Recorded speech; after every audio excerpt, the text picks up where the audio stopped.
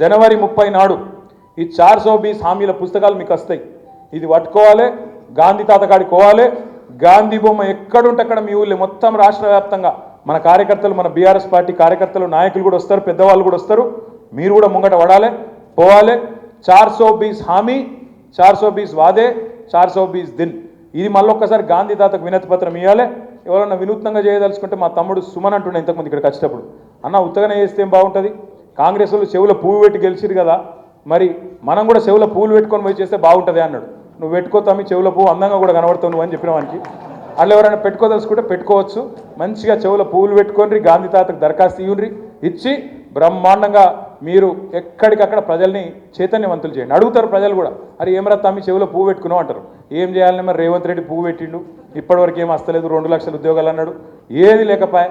ఉన్న మెడికల్ కాలేజీలు నడపశాతం అయితే లేదు, ఇంకేం చేయాలి. గురుకుల పాఠశాలలు నడపత్తలేదు, మంచిళ్ళు చేస్తలేదు, కరెంటు చేస్తలేదు, ఒక్క పథకం అమలు లేదు.